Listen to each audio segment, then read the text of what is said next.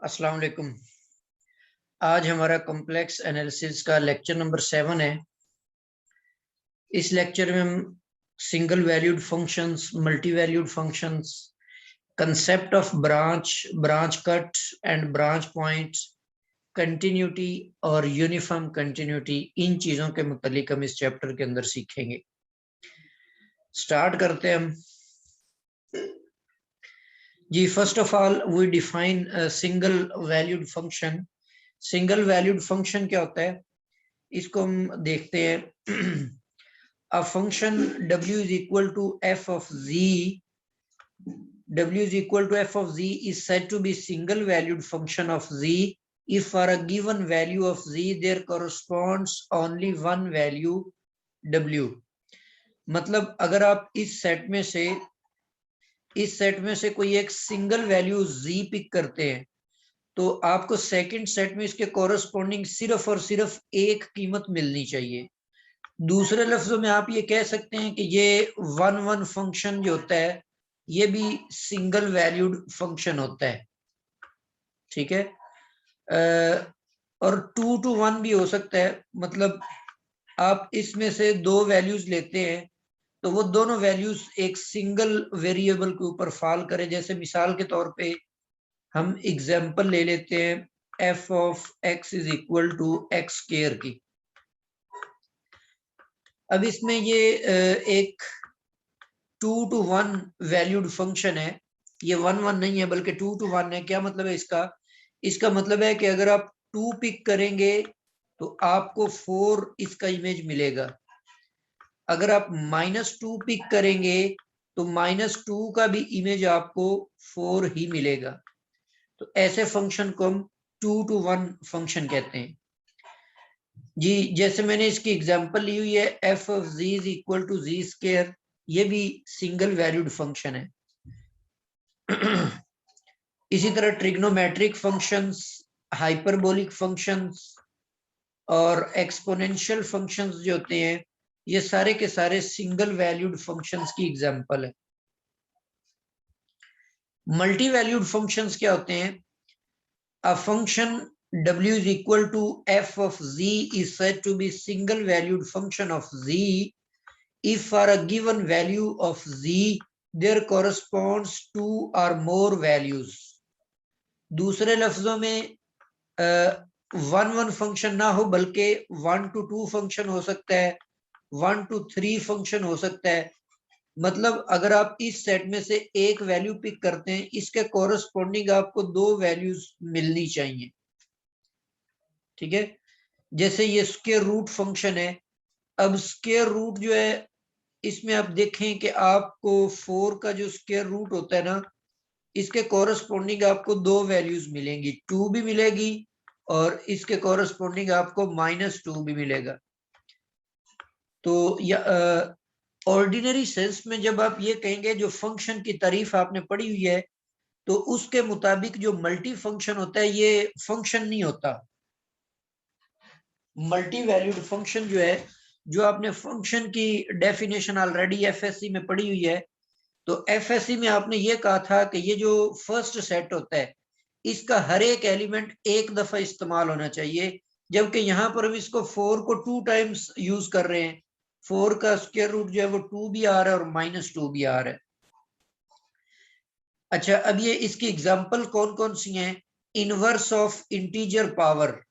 पीछे single valued में आपने ये देखा कि जो इंटीजर पावर वाले फंक्शन होते हैं ना ये सिंगल वैल्यूड होते हैं, लेकिन अगर आप उसका इनवर्स ले लेते हैं तो उसका जो इनवर्स होगा, जैसे मिसाल के तौर पर ये स्क्वायर रूट 2 बन जाता है, तो ये मल्टी वैल्यूड फंक्शन है। 1 to 2 value 2 to 1 values function है। इस तरह inverse trigonometric function, inverse hyperbolic function और inverse exponential function. Exponential function का इनवर्स जो होता है वो लोगारिथमिक फंक्शन होता है।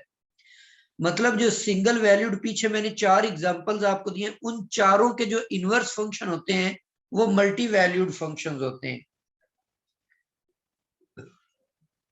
मजीद इसमें ब्रांच का तस्वुर हम देते हैं। तो एक सिंगल वैल्यूड फंक्शन जो होता है एक मल्टीपल वैल्यूड जो फंक्शन होता है उसको हम सिंगल वैल्यूड बना सकते हैं।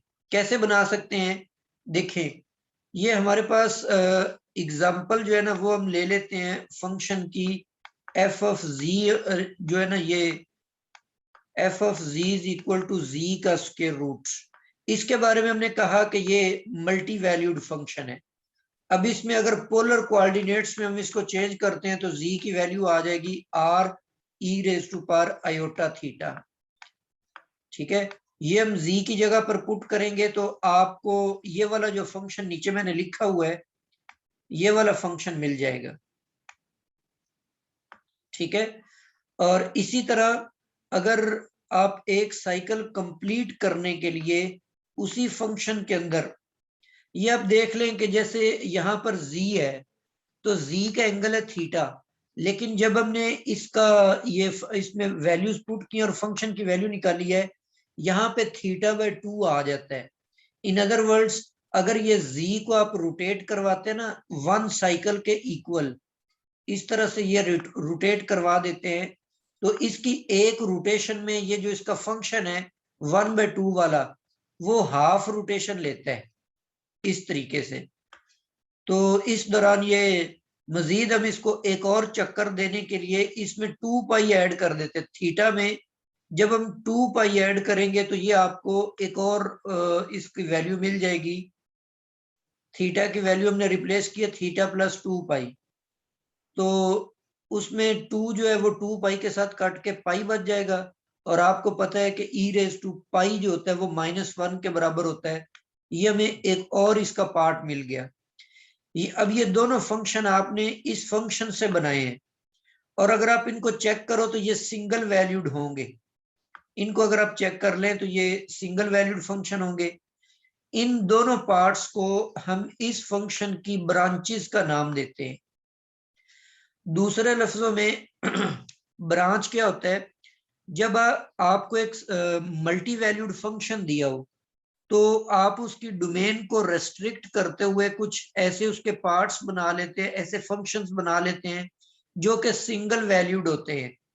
वो जो आप उसके पार्ट्स बनाते हैं वो जो सिंगल वैल्यूड होते हैं उनको आप ओरिजिनल फंक्शन की ब्रांचेस का नाम देते हैं।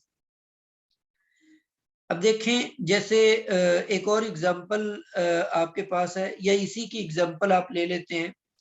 इसकी आप प्रिंसिपल वैल्यू फाइंड आउट करते हैं तो वो आपको पता है कि थीटा जो होता है आर्गुमेंट वो ग्रेटर देन -पाई होता है और लेस आर इक्वल टू पाई होता है। तो प्रिंसिपल ब्रांच के लिए ये वाला हम डोमेन की वैल्यूज थीटा की वैल्यूज यूज करते हैं। अब इसमें आप देखें कि मैंने एक पहले भी लेक्चर में एक दिन डिस्कस किया था जब हमने आर्गुमेंट को स्टडी किया था। तो तब मैंने आपको बताया था कि थीटा जो होता है ये आप यहाँ से 0 से पाई तक जाते हैं और फिर आप दूसरी तरफ 0 से -पाई तक जाते हैं। तो इस तरह से एक साइकिल मुकम्मल करते हैं। यहाँ पर ये जो नेगेटिव एक्स एक्सिस है ना, नेगेटिव रियल एक्सिस, इसको हम क्रॉस नहीं करते। ये एक किस्म का बैरियर होता है, इसको क्रॉस करना अलाउ नहीं होता। तो इस बैरियर को हम ब्रांच कट का नाम देते हैं। तो for a branch cut for a branch of multi-valued function is a line or portion of curve that is excluded from the domain, जो हम डोमेन में शामिल नहीं करते। Branch is not allowed to cross the branch cut, जो branch होती है वो उसको क्रॉस नहीं कर सकती। ठीक है, जैसे यहाँ पर ये एग्जांपल भी दी हुई है तो इसमें भी नेगेटिव एक्स एक्सिस जो है ये उसका ब्रांच कट है। ब्रांच पॉइंट क्या होता है? A branch point is a point where a multi-valued function equals 0 or infinity. हाँ जी, या फिर हम ये कह सकते हैं कि it is the point at which all the branches meet to each other. जैसे इस फंक्शन के अंदर ये जो ओरिजिन है ये ब्रांच कट है और ये जो नेगेटिव एक्स एक्सिस है, सॉरी, ये ब्रांच पॉइंट है और नेगेटिव एक्स एक्सिस जो है ये ब्रांच लाइन है। एक एग्जांपल लेते हैं, जैसे मिसाल के तौर पर ये फंक्शन है नेचुरल लॉग जी, इसका आपने branch point at z is equal to कहां पर होगा, 0 पर। अभी हमने पढ़ा है कि जहां पर फंक्शन अनडिफाइन हो जाए या इन्फिनिटी आ जाए वो उसका ब्रांच पॉइंट होता है। तो यहाँ पर इसका अगर आप ब्रांच पॉइंट निकालें तो z की वैल्यू कितनी आएगी, 5। मतलब इसको आप z माइनस 5 को इक्वल टू 0 रखेंगे तो वहां से आपके पास z की वैल्यू जो है वो 5 आ जाती है।